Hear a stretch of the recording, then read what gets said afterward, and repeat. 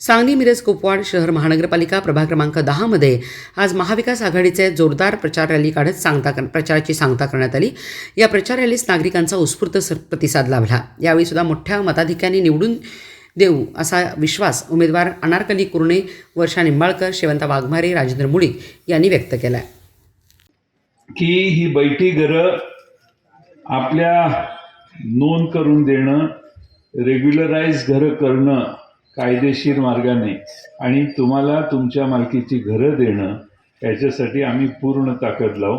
तुम्हाला न्याय मिळवून देण्यासाठी पूर्ण ताकद लावून या ठिकाणी तुमच्या मालकीचं घर, चांगलं घर देण्याची व्यवस्था करू। मी आता इलेक्शनला आलोय म्हणून मी हे म्हणतोय, ते डोक्यातनं काढा आणि सगळे तुमची त्यासाठी सेवा केल्याशिवाय राहणार नाही।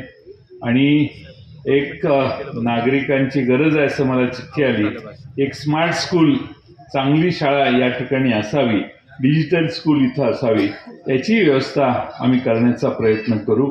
आणि शेवटचा आणि महत्त्वाचा मुद्दा म्हणजे आपली तरुण मुलं निशेच्या आहारी जायला लागली। तरुण मुलांना सहजासहजी नशा मिळायला लागली आहे, नशा करायला कोपऱ्या कोपऱ्यावर विक्री, नशा गोळ्यांची, ड्रग्सची व्हायला लागलेली आहे आणि आयुष्यात अपयश दिसायला लागलं, परीक्षेतनं प्रेशर यायला लागलं तरी लोक ड्रग्सच्या आहारी जायला लागली आहेत मुलं। आणि हे थांबवायचं असेल तर या शहरातली हे ड्रग्सचे जे रॅकेट आहे हे मोडून काढलं पाहिजे। पोलिसांना ह्या गोष्टी माहीत नसतात, त्यांना कल्पनाही नसते, त्यांच्याकडे ही माहिती जात नाही, त्यांना बाकीचे मंत्र्यांच्या मागे फिरायला जास्त वेळ लागतो। त्यामुळे ह्या सगळ्या किरकोळ तुमच्या माझ्या आयुष्यातले जे फरक आणि महत्त्वाच्या गोष्टी आहेत त्याकडे बघण्याचं पोलिसांना वेळ मिळत नाही। त्यामुळे मी पोलिसांच्या वतीनं तुमची माफी मागतो। आमचं सरकार आल्यानंतर पोलीस करतात का नाही बघू, पण या शहरातल्या प्रत्येक कानाकोपऱ्यामध्ये CCTV कॅमेरे लावून सगळ्यांच्यावर लक्ष ठेवू। आमच्या बायका मुलांची छेड काढणाऱ्या प्रत्येकाला दडा तर देऊ, पण नशाबाजी करणाऱ्या आणि नशा विकणाऱ्या लोकांचाही बंदोबस्त पहिल्या वर्षभरात करण्यासाठी या शहरात सामाजिक मोहीम आम्ही उघडू आणि कुठल्याही परिस्थितीत आपली मुलं नशेपासून लांब जातील आणि राहतील हे बघण्याचं काम आम्ही करू। एवढाच विश्वास मी या ठिकाणी व्यक्त करतो।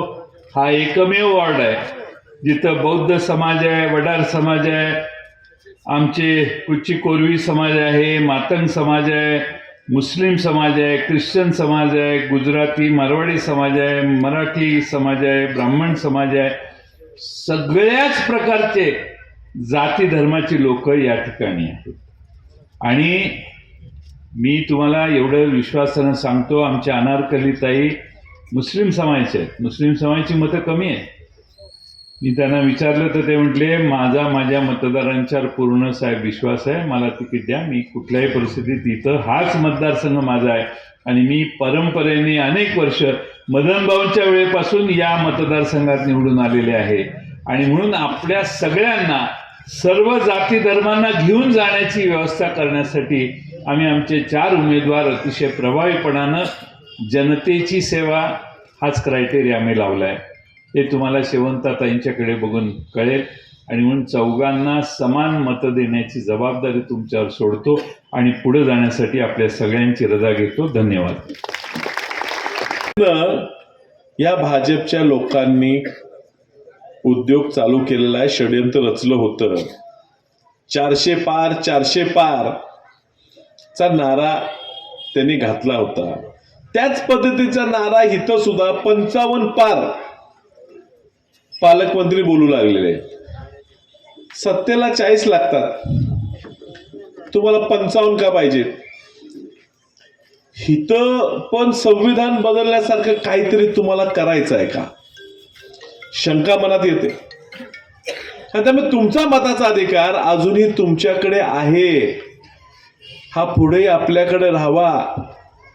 यासाठी जेव्हा आपण आत्मताला जातो आपल्या सद्विवेक बुद्धीतून आपण ज्या विचारायचा आहे, ज्या डॉक्टर बाबासाहेब आंबेडकरांचे विचार आपल्यात आहेत, लोकशाही अण्णाभाऊ साठेंचे विचार आपल्यात आहेत, शाहू फुलेंचे आपल्यात जे विचार आहेत, त्या विचाराचे कोण आहेत, त्या विचारासाठी कोण लढते, ह्या लोकांच्या पाठीशी राहणं गरजेचं आहे.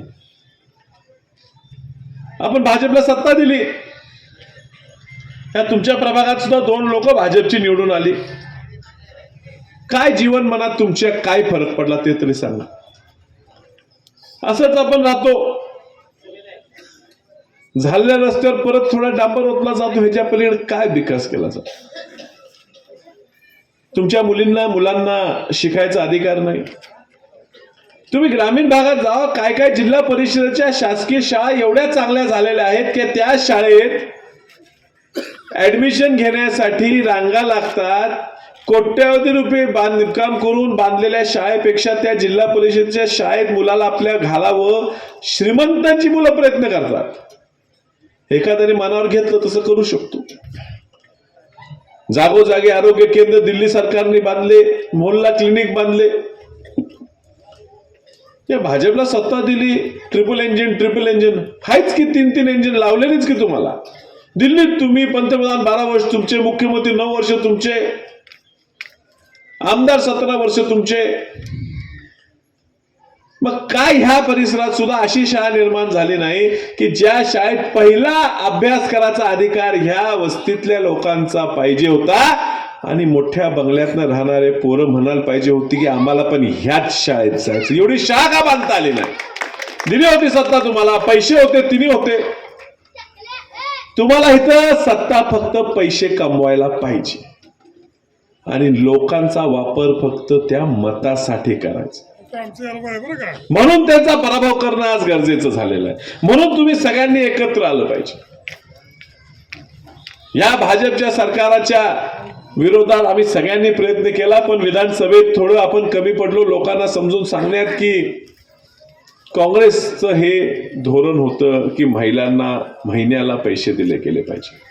कर्नाटकात राहुल गांधींनी शब्द दिला तो पाळला. 3.5 वर्ष झाले त्या ठिकाणी काँग्रेस सरकार येऊन अजून सुद्धा महिलांच्या खात्यावर महिन्याला पैसे जमा होतात.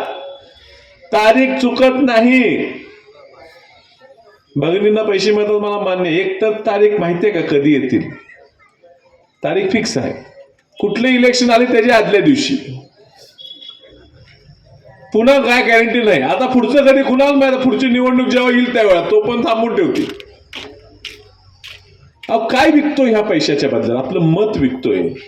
फक्त मत विकत नाहीये, ह्या पैशाच्या बदल्यात आपलं भविष्य विकतोय, आपल्या पोरींचं भविष्य विकतोय, आपल्या पोरींची सुरक्षा विकतोय. आपण काय काय विकतोय? आपल्याला पुढे मागं मिळणारं घर विकतोय. ह्या 1500 रुपये घेतात आणि आपल्याला